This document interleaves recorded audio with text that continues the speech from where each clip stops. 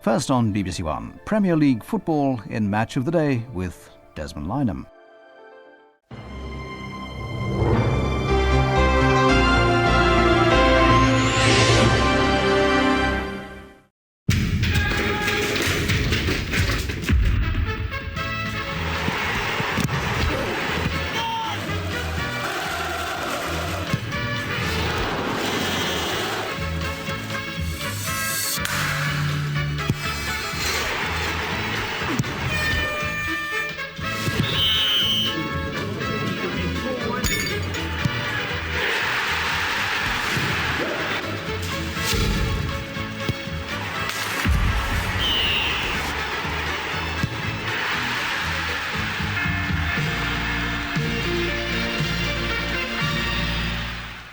Good evening. Don't worry, we still know how to do this. Match of the Day is back here for 1998, and tonight, two key games in the Carling Premiership as we look to find out who will be title challengers come May. Manchester United are the form team in the country at the moment. Top of the league, the challengers were Spurs. But could the manager that takes the tube everywhere beat the manager that's won everything? Now Scholes. Sheringham. Goal! Great save by Ian Walker. A Midland derby to remember. Aston Villa are having a season to forget at the moment. Leicester City are certainly having one to remember. Why is Hugo Ekiel from corners? I guess we'll find out. It's not a bad one, and York's effort is just... We've got all the goals from the rest of the Premiership action. And of course, Trevor and Trevor are back with us in the studio to strut their stuff. But first we head over to Old Trafford. Manchester United at the moment lead the Premiership in an indifferent season for them, in which has seen them struggle away from home, but at home they have the perfect record. 10 games played, 10 games won. Could Spurs be a team at least to take a point from them in the league? Very not, perhaps upset the apple cart. It's been a while since Spurs have won at Old Trafford, but we won't take Trev Motson's thunder. He was the commentator for this one. Alex Ferguson branded his Manchester United team an embarrassment following the shock loss to Coventry City. Despite that defeat, the Red Devils still hold top spot in the Premiership table. Packed full of goals, this United team continues to entertain, but it was the leaking of 3 at Highfield Road that really riled the manager. The importance of that loss will really be known in May, but it's crucial that United quickly return to winning ways if they are to retain their Premiership crown. Visitors Tottenham last won at Old Trafford in 1989. The scorer that day was a certain Gary Lineker. Teddy Sheringham starts against his former side. The striker scored 98 goals in 5 seasons for Spurs and is enjoying his first campaign in a United shirt. Dennis Irwin plays at right back. Jurgen Klinsmann's return to Tottenham has made a real difference to their fortunes. He's building a tasty partnership with Les Ferdinand, with David Ginola and Darren Anderton providing ammunition from the wings this afternoon.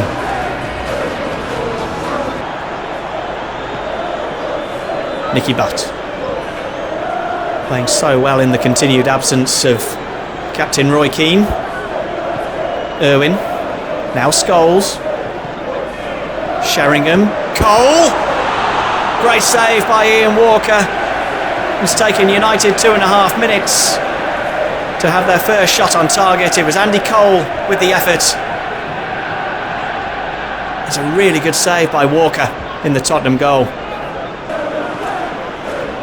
Sheringham played back to Scholes. Andy Cole. Play on, says Graham Poll. No play on this time. Sheringham takes the free kick quickly. Cole is hounded out, and this is Alan Nielsen for Tottenham. Great ball to Klinsmann, but he is stopped in his tracks by the linesman's flag. Oh, that was so tight. Tottenham nearly through on goal there. But now Sheringham, picking up pockets of space everywhere. Teddy Sheringham, here he is again. Holds off Shinola. Now Beckham. The good advantage played by Graham Poll. Giggs! Fine save by Walker. Giggs this time, testing the goalkeeper. Good save. Beckham. Sheringham. Now Nicky Butt. Giggs. Cole. Walker again denies Manchester United. The brilliant opening to the match this goalkeeper is having. Cole. Brilliant play from the front man, and he's found Beckham on the right hand side. David Howe slows him down. Beckham continues. Sheringham! There's the goal! And of course it's Teddy Sheringham against his former team. He puts his finger to his lips to silence the away end. But the majority of Old Trafford rejoices. He's their hero now, and he has opened the scoring. Great play on the right by Beckham, who delivered with his weaker foot, and that is a fine header by Teddy Sheringham. Got in front of his marker, and this time there was no chance for Walker. Manchester United take the lead, it's 1-0.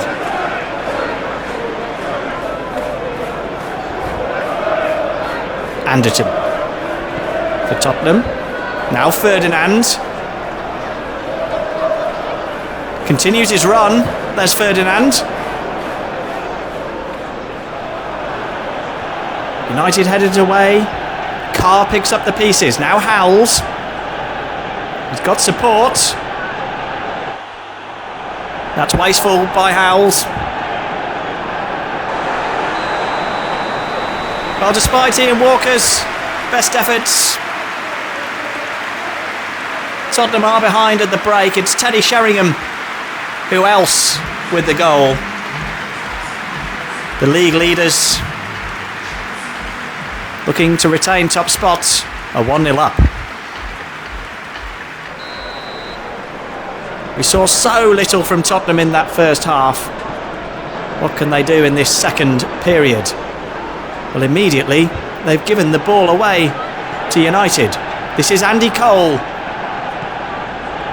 Finds Sheringham, who can't find the back of the net. And I think Ian Walker got a crucial leg to that. Great ball by Cole. And Walker did really well in the end. It'll be David Beckham with the corner.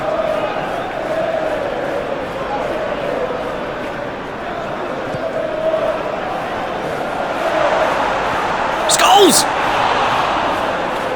Oh, what an effort. And that wasn't far away.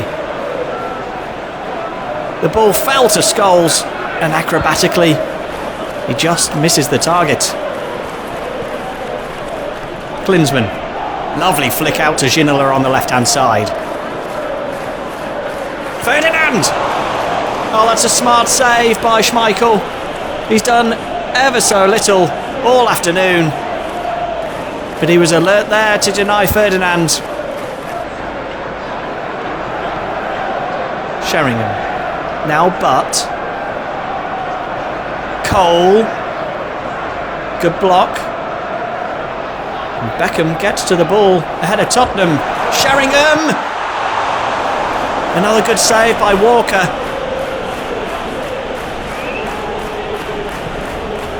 What an afternoon Ian Walker is having. Cole. Now Giggs. Finds Phil Neville. Back to Giggs. And now Scholes on the left. Cole! Oh, what a save by Walker! He's like a brick wall. Beckham over the corner. Headed away by Tottenham. And that's a foul by Scholes in the box.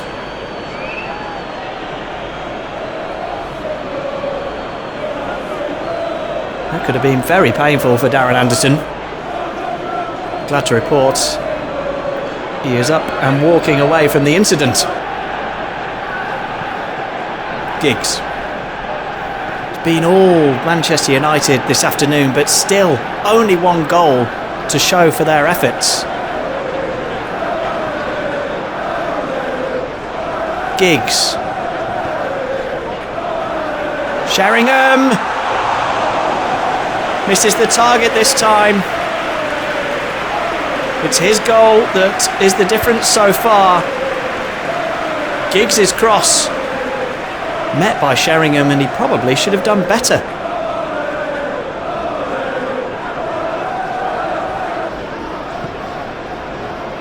Anderton. 20 minutes for Tottenham to put their foot on the gas and try and get an equaliser here. Howells. David Howells takes a deflection. It's a corner. And a chance for Spurs to get the big men up from the back. Hit Ronnie Johnson. Corner ball.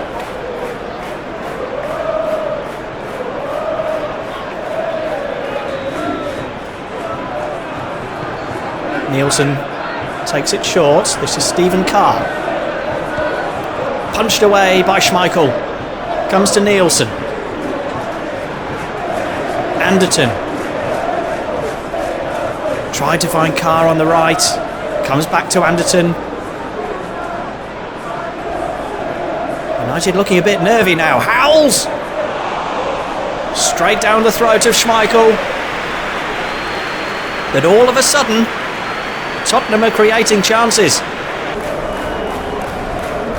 Carr. Anderton on the right. Ferdinand.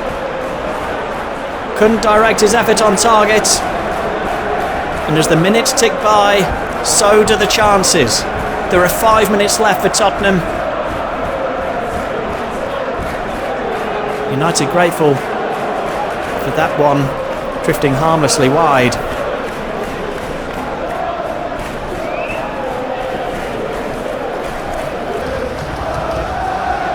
One final chance. It's Anderton. Ferdinand, Nielsen, Anderton. He's got men in the box. One of them's Ferdinand. It would not have counted. Ferdinand was so close, but there is a huge sigh of relief at Old Trafford as Manchester United retain top spot thanks to that man, Teddy Sheringham, coming back to haunt his old team. His header, the difference. Ian Walker was sublime in the Tottenham goal, but it has ended at Old Trafford. Manchester United 1, Tottenham Hotspur 0. Well, chaps, Manchester United winners by a single goal, and bar some better finishing, as you said, Trevor, as we were watching that. They could have walked that quite easily 3 or 4. I actually think they probably should have, to be fair. I think Man United in general don't seem to be as clinical as they were in front of goal last season. Maybe that's the Cantona effect and him not being there. Their build-up play is excellent.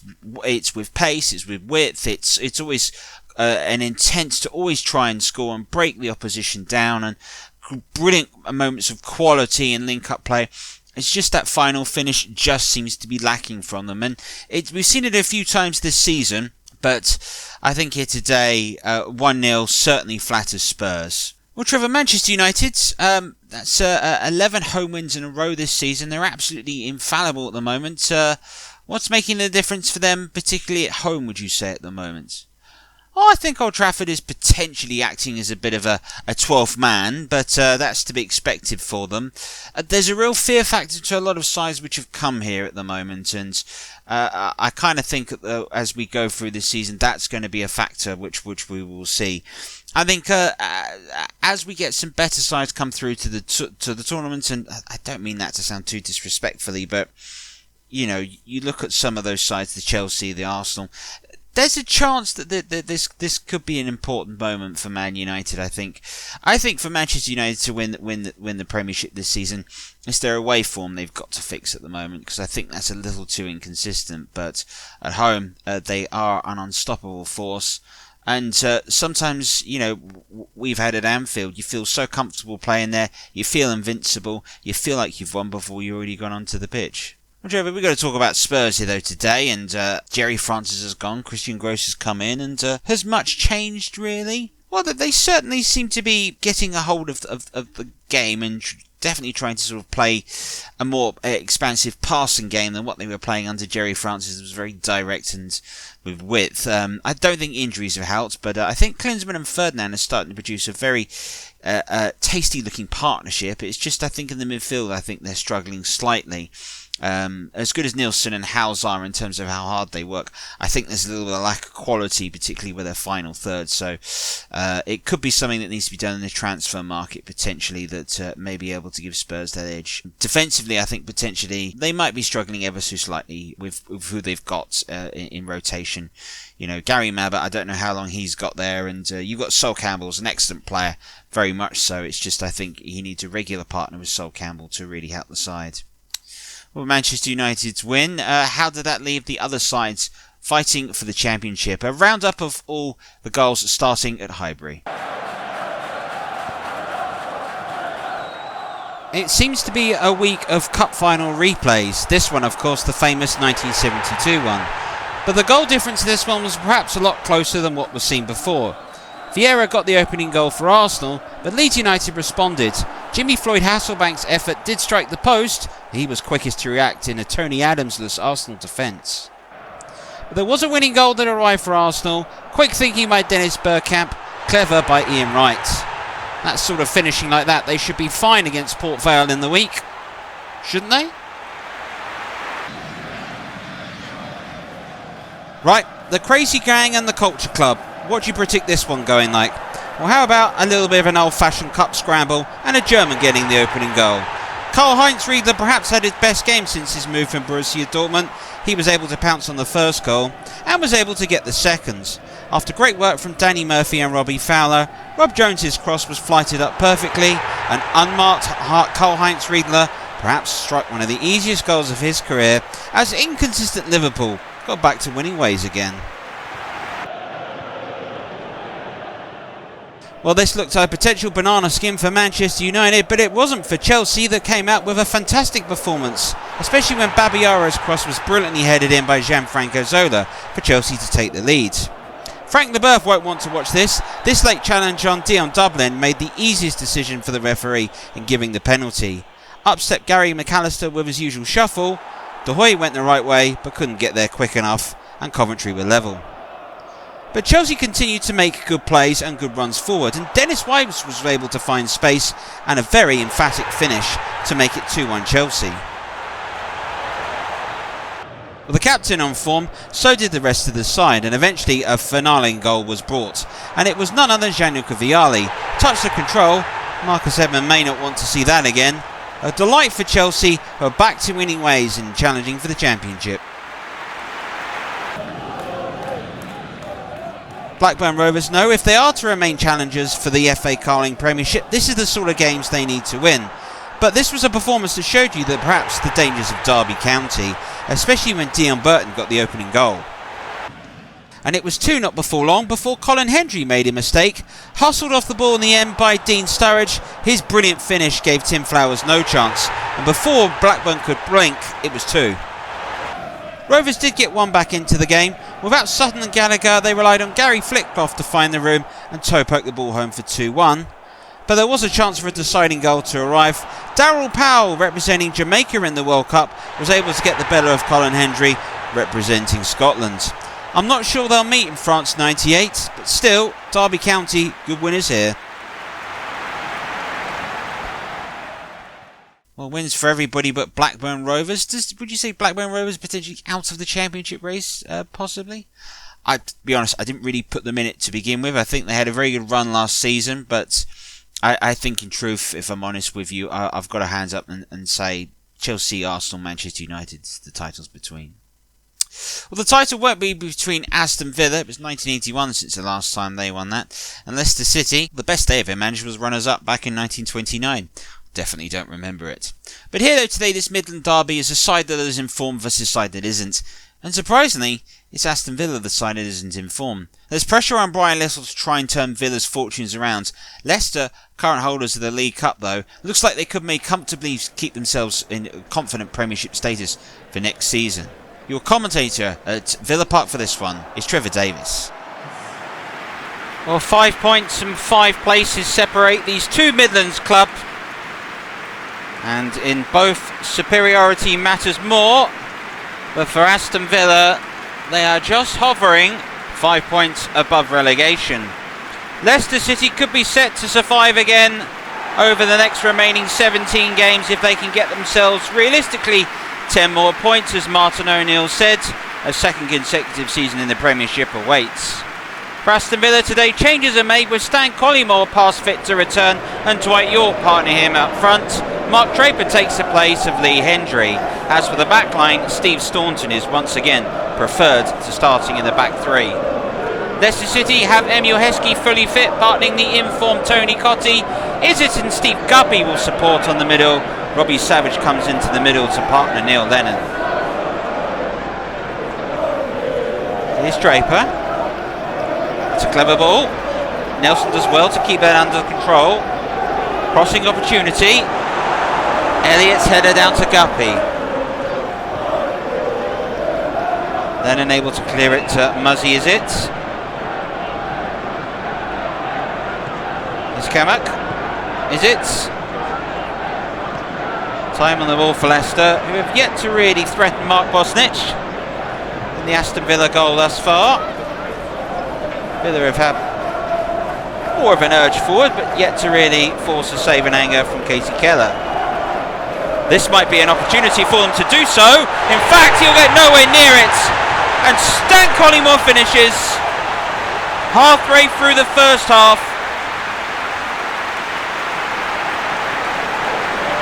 Well, is that the curse of the commentator? Bosnich won't mind. The finish itself was one of skill and guile and quality. The build-up play was great from this touch here by York. Round the back of Elliott and Kamak, and there was Collymore. Seemed to deceive Keller by going with his unfavoured right foot. What a pass that was by York. And it was actually his left, my apologies. Doesn't matter. It's 1-0 Villa. Good work by Wright to intercept. Staunton finds Collymore. York gets on his bike, but Walsh sees it and makes sure that is cleared good and proper. So why is Ugo Ekiok on corners? I guess we'll find out. It's not a bad one, and York's effort is just trickled wide in the end. I guess that's why Ekiot's on corners, but I think the credit goes to Matt Elliott there for getting in the way and denying Dwight York clean contact. Otherwise, that'd be a chance for 2-0. Rather damning statistic for Leicester City in that half. Failed to create a single attempt on target or off target. Will that change second half? Here's Heskey. Cottee. That's a good ball. Muzzy Izzet. Turning it through to Savage. I suppose one might class that as an attempt on goal. Taylor with the foul on Savage and trying to win possession back. And Leicester City find themselves with a free kick in a promising position.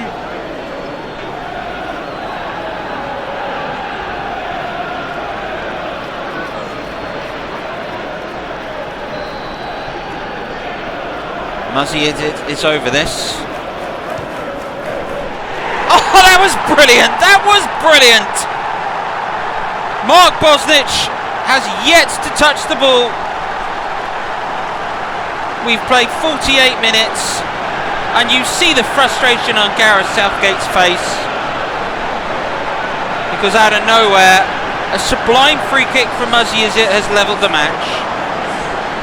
Right over the wall, and Bosnich could only stand and watch. Was as much a spectator as everyone in the whole tent. Just curled to perfection. Izzet has produced a moment of magic, and we're level here at Villa Park. Well, that now makes things incredibly interesting. Will this be one of those games that start to pick up? Bosnich yet to make a save, and had to pick the ball at the back of his net. And that first half, barely saw the football at all. This is Collymore. Space on the near side, right that's pushed forwards. Grayson, Taylor, Draper. That's good work by Guppy, Cotti, Heskey. Cotti again. Look at the space here from Muzzy Izzet. Does he have the pace? His first touch has let him down. His second has played in. Heskey! That's brilliant! What a terrific goal!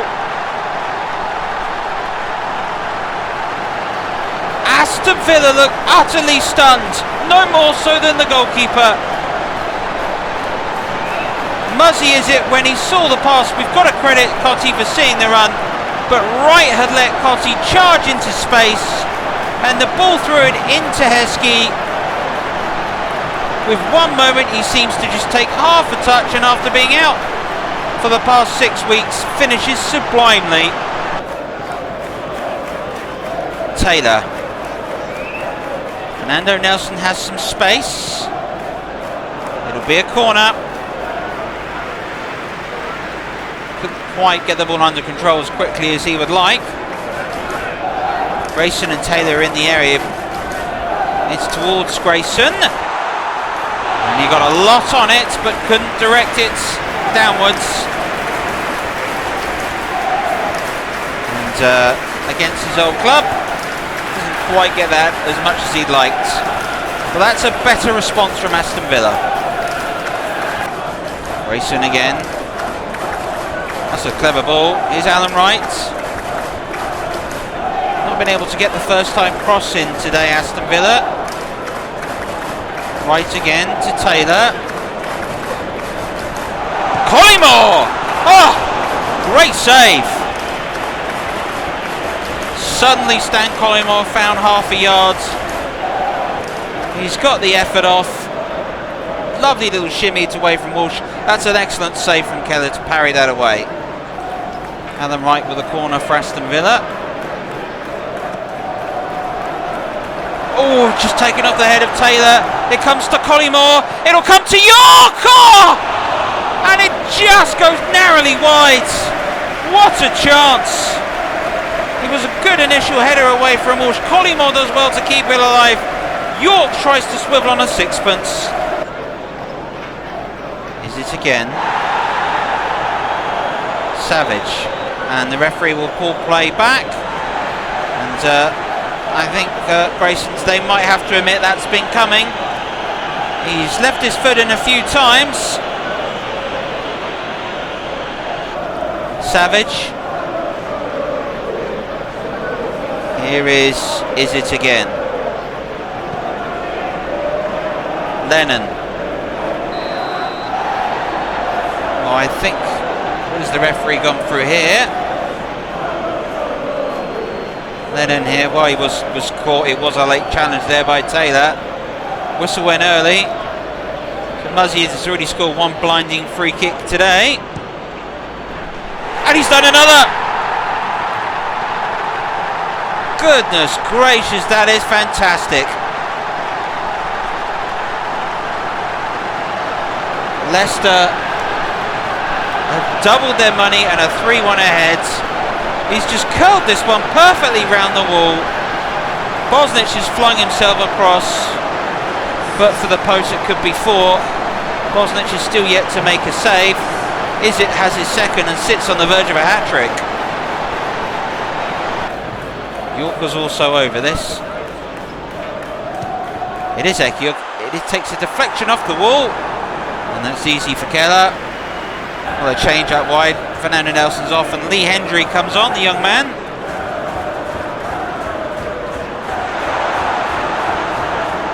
Hendry. Collymore. Hendry hits one. Referee's decision is a corner. Well, that'll be Steve Carpy's afternoon. He has worked his socks off today. 5 minutes to go. 2 goals required for Aston Villa. Here's Draper. Looking for Hendry. Flags up.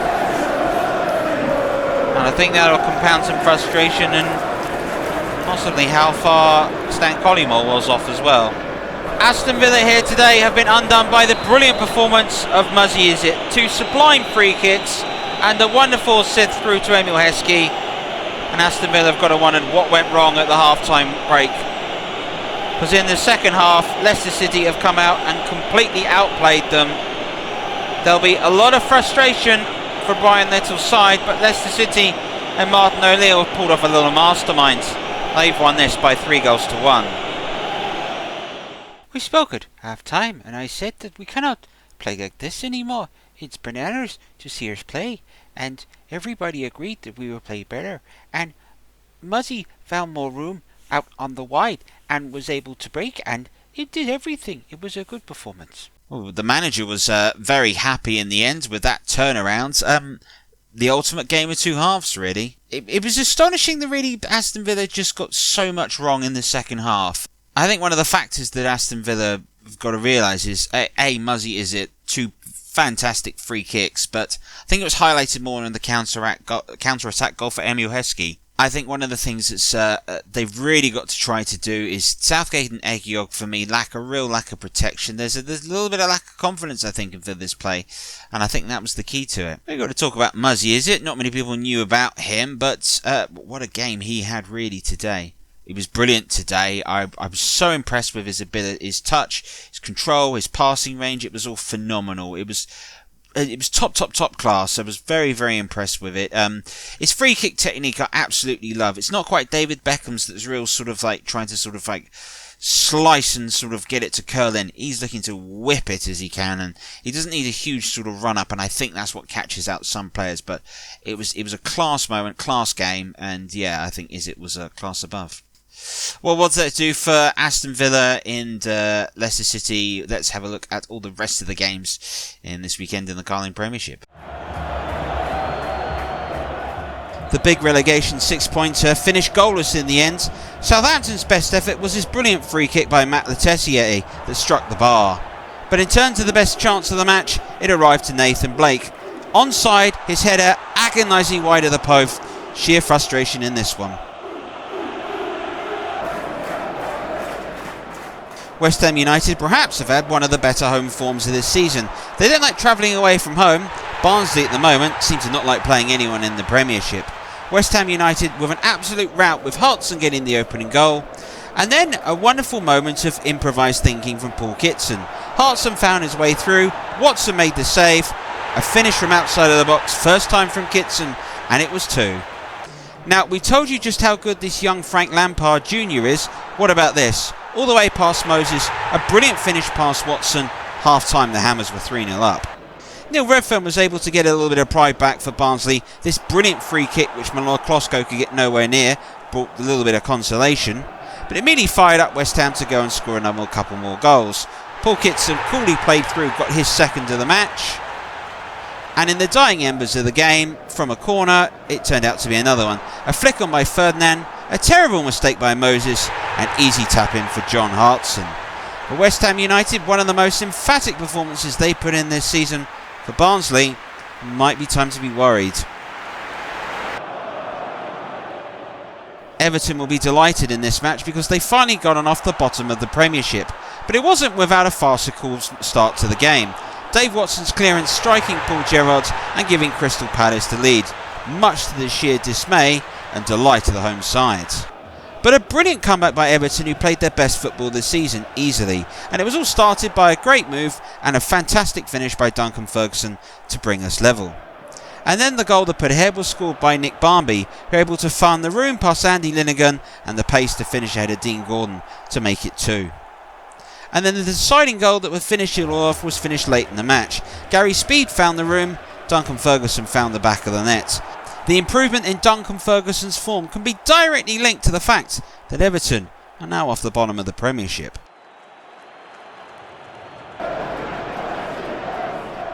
Wednesday knew that if they were to continue their recovery out of the Premiership, this would be the sort of game they needed to win. But it wasn't going their way, where John Barnes once again had a brilliant curling stroke to score.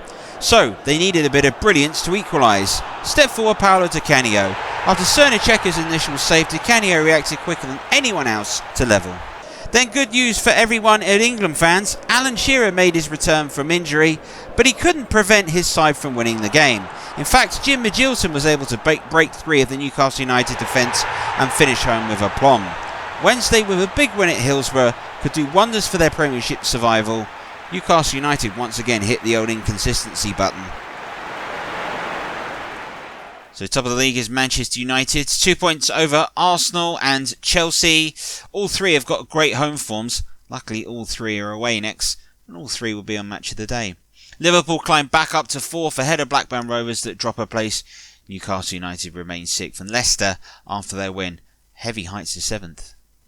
Bottom of the table, slipped Barnsley. A terrible goal difference, it has to be said. Everton are off the bottom by that goal difference, but there isn't much to smile about as well. Bolton Wanderers drop back into the relegation zone as Sheffield Wednesday climb out. Coventry, Southampton, Palace and Villa will still be slightly nervous after this weekend's results. Now it's time to talk about the match of the day, man of the day here, and we can choose none other than Muzzy Izzet. A phenomenal performance, 2 blinding free kicks and a stunning assist helped his side to a win. Just about the perfect weekend, isn't it? Bye bye.